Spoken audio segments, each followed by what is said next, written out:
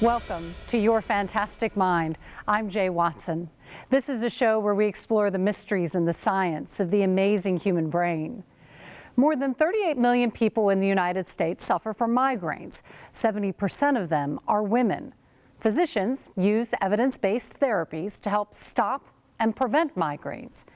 But what happens when you've tried everything, yet nothing works?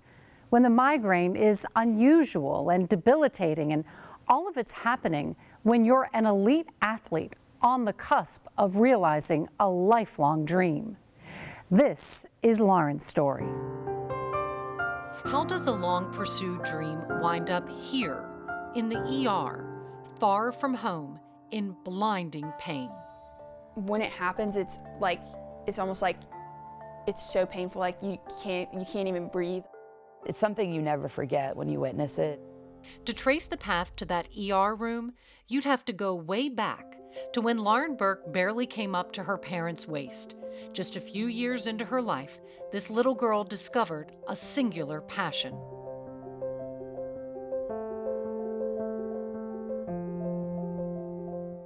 I just always loved soccer. It was my favorite.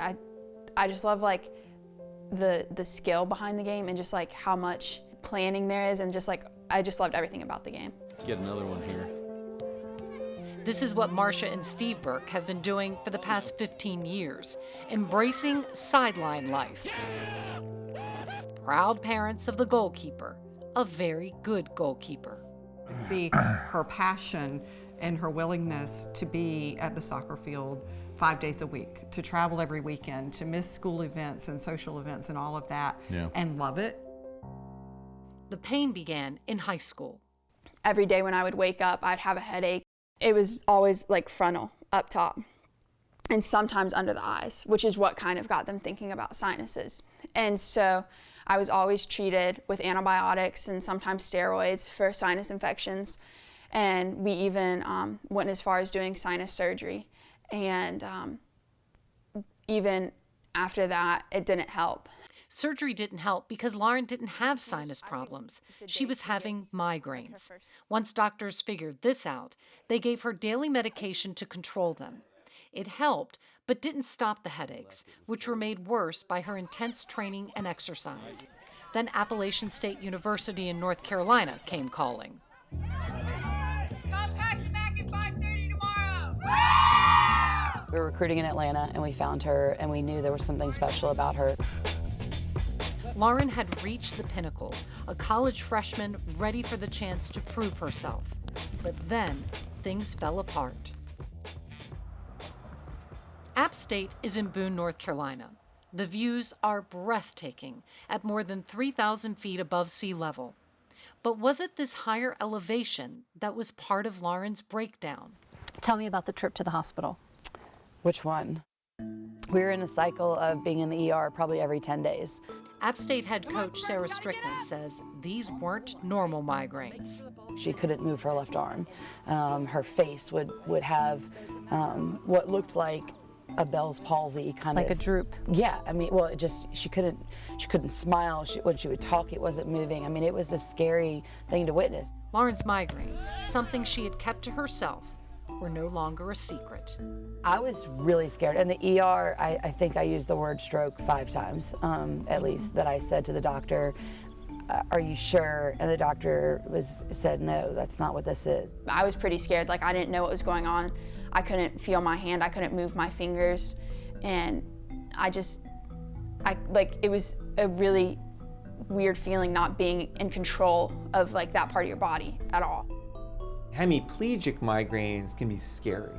Emory brain health neurologist Dr. Gregory Esper. Hemiplegic migraines, when you go weak and you can't move your arm or you can't move your leg or you can't talk, it feels and looks like a stroke.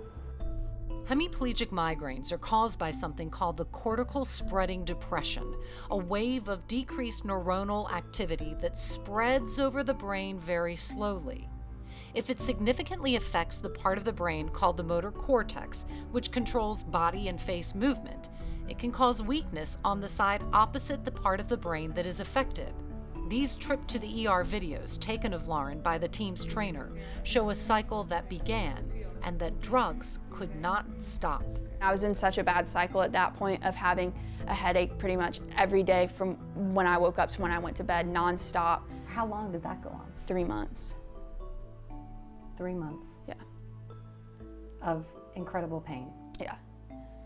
How did you function? I mean, it was so tough. And practice? yeah. The breaking point came.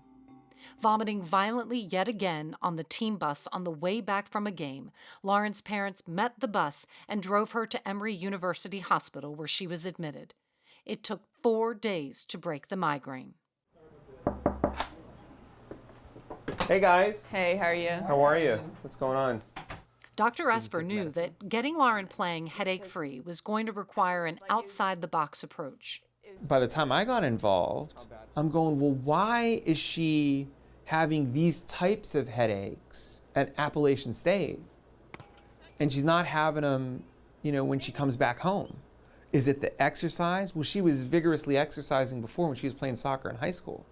Is it that Boone, North Carolina is 3,000 feet above sea level or whatever it is? If you look in the International Headache Society criteria, you have exercise-induced headaches. You have hemiplegic migraines, but you don't have exercise-induced hemiplegic migraines, which is when she was really getting them triggered. And so the question becomes, how do you treat them? What do you do? Did a little reading, called a couple of my national friends who are the national headache gurus. I said, what would you do in a setting like this? And everybody said, well, you're kind of like an N of one, this doesn't happen that often. It's going to be trial and error, but you might want to try some new therapies called the sphenopalatine ganglion blocks. Sometimes hemiplegic migraines are inherited. Researchers have found 4 genes linked to them. Dr. Esper says Lauren's migraines are more likely sporadic, not inherited, possibly aggravated by altitude or exercise or something in the environment.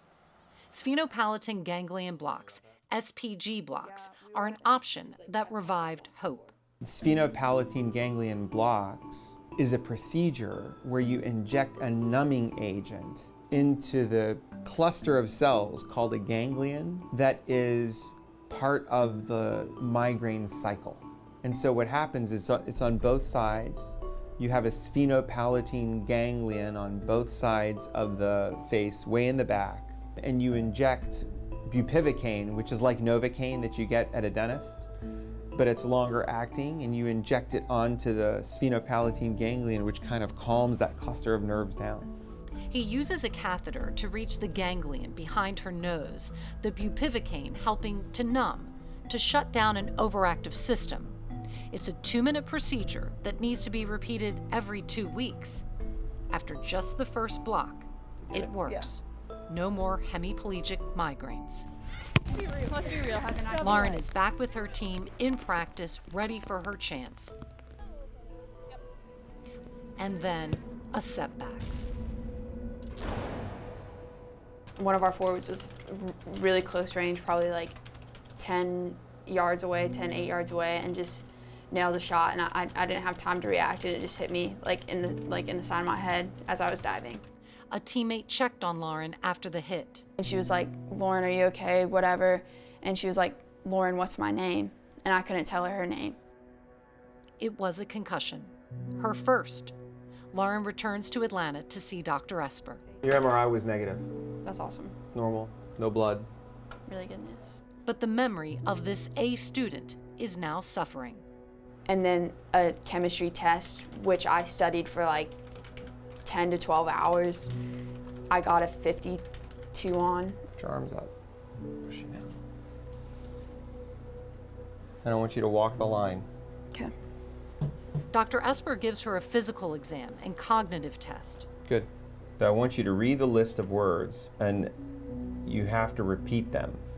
Face, daisy, church, red velvet. I know that wasn't the right order. I want you to tap your hand every time you hear the letter A. A, J, A, M, O, F, A, B. If you have another concussion, you know, we have to seriously evaluate what's going on because, you know, repeated brain injuries, it's not good. I mean, I don't think you're normal yet. Your memory's not all the way back yet, but I think you're kind of probably over the hump. So I want you to do some memory stuff. I want you to do a little work over the summer, a little academic stuff. Get your thinking back. She has played through unimaginable pain for years, pain that would have led many people to quit. Even now, giving up is not an option. How important is soccer to you? It's so important. I think about it all the time. I wouldn't want to go through college without playing it. I love my teammates. I love my coaches. I love the process of playing a sport and how you have to work for it. Steve and Marcia Burke's relief that their daughter's hemiplegic migraines were gone is quickly replaced by devastation over the concussion. I hope she gets to play. She wants it. She's worked hard. She's good at what she does. You always want your kids to kind of live out their dreams. That dream is uncertain as Lauren returns to App State, unable to play while her brain heals from a new assault. To have a concussion on top of it was just gut-wrenching, on even having to tell her, no, that you can't do anything and you're shut down. How's your concussion symptoms? Good. Nausea's gone. Gone. 1 month later, Lauren is mostly recovered. I even was talking to one of my teammates, one of my friends from school, and I was just talking to her on the phone, and she was like, "You sound like a lot better." Focused, as always, on playing. My biggest thing is just wanting to be ready come fall, you know? What do you think? I mean... We're not going to know until fall. Are you currently, right now, doing heavy exercise? Yeah, I mean, relatively heavy. The other day I ran 5 miles, and so it's more like... On the elliptical. That's it? With the concussion happening in the spring, Lauren has had the summer to heal and begin reconditioning. Hemiplegic migraines are still gone, but mild post-exercise headaches have returned despite the SPG blocks. Arms. Dr. Esper adds in a medication. Push. We also had to add another medication called nimodipine. Again, migraine is a vascular type of headache. Nimodipine is a medication that reduces the vasospasm or the spasm of the blood vessels. The long-term goal is to make sure that you can compete without getting headaches. So the best way to do that is to do what we thought was working before you had the concussion. Okay. That means injections, etc. Okay. I mean, I would say stick with it just so I can go into because I'm going back in a month. Okay. All right, here we go. We're going in the left nostril, which is on that side, okay?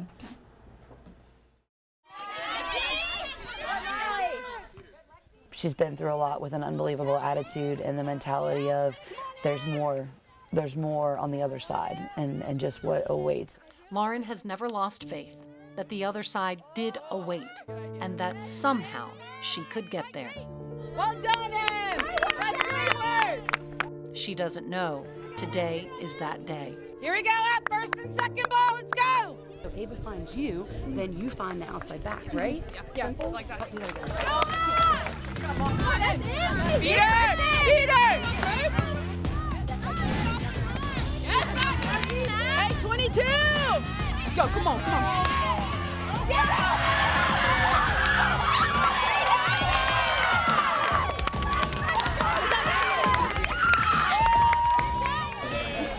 Lauren's parents are here. She's always, soaking things up like that, and, her time will come. Her time does come a few minutes later when the coach tells Lauren she's the goalkeeper for the second half. Now checking in at goalkeeper for your Mountaineers, number 2, Lauren Burke. This moment is one Lauren and her parents weren't sure she would get, but now it's here. Here we go. Play it, make her play it, make her play it, make her play it, make her play it. There we go, there we go, there we go. Get it out! There you go. Stay with her, stay with her, stay with her. Nice. Nice play.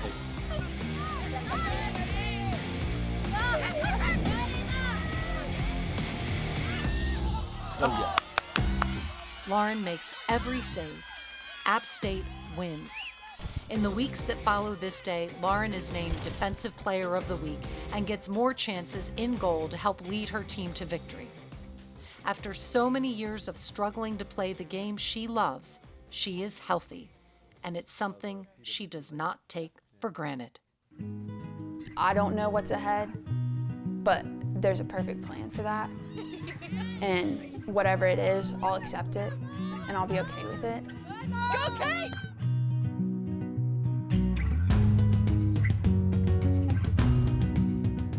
Lauren's hemiplegic migraines are still gone, but her exercise-induced headaches are not. She is trying a new drug in the hopes that she can continue to play the sport she loves, pain-free. And this is where migraines are often a mystery. So we decided to take a trip inside the brain during a migraine, watching what happens to cause these often excruciating headaches. Once again, here's neurologist Dr. Gregory Esper, who is also a migraine sufferer. I get migraines. I was in residency when I started getting them. It's probably the lack of sleep, the stress, the poor diet that happens when you're a resident. For me, the worst part about the migraine is I get moderate pain. I get probably 7, 8 out of 10. But the worst part for me is the nausea. Oh gosh, the nausea is like the worst. Nausea is the worst. And that feeling of just being totally drained, completely drained. Lifestyle is a huge part of migraine. What did you give up, or what did you add? Well, I gave up a lot of processed foods. I don't drink red wine very often at all because red wine is a big trigger for migraines. For smoked almonds. Smoked almonds were a major trigger for me. I was like, why am I getting these migraines? And I had this huge, thing of smoked almonds, which I was snacking on, and just because you don't get lunch sometimes, and I'm going, every time I have smoked almonds, I get a headache. Migraine is the most common type of headache. It actually comes from the French migraine, which is half the head. Migraines typically are unilateral, one-sided, affecting half the head. They have a very specific pain type. It's throbbing, pounding pain, pulsatile pain on the side of the head. It can be bilateral, both-sided, but typically it's unilateral. And it has to be a moderate or a severe type of pain as opposed to a more mild pain. That's what the International Headache Society says migraines need to be. They can last between 4 and 72 hours in duration. Some can last longer, but it's unusual. And they have to be associated with certain things like nausea and vomiting, light and sound bothering the eyes and ears, triggers that may start them. That's a common migraine. What are the environmental triggers? We mentioned some before. Foods, drinks like alcohol, specific types of alcohol like red wine, lack of sleep, stress, those types of things. All can cause the brain to react in a way that produces a migraine. There were 2 huge studies that looked at people that thought they had sinus or allergy type headaches. Over 90% of people in both of those studies actually had migraine or migrainous type headaches. The average time to diagnosis, 11 years. We believe that the trigger, the area that triggers migraine is probably somewhere in the hypothalamus.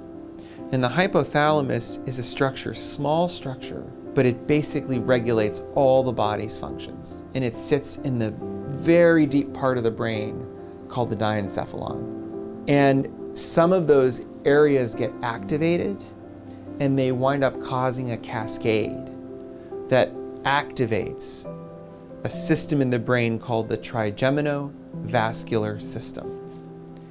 Trigemino for trigeminal nerve, vascular because migraine is a vascular type of headache. The trigeminal-vascular system gets activated. The blood vessels dilate. The blood vessels on the meninges, which is the part of the head that experiences pain. Those blood vessels dilate on the meninges and inflammatory mediators leak out onto the meninges. What are the meninges innervated by? The trigeminal nerve. All of those inflammatory mediators are activating the trigeminal nerve. The impulses are going back into the brain. The trigeminal nerve is getting more and more excited, and it causes the blood vessels to get more and more leaky, and the pain becomes a vicious cycle.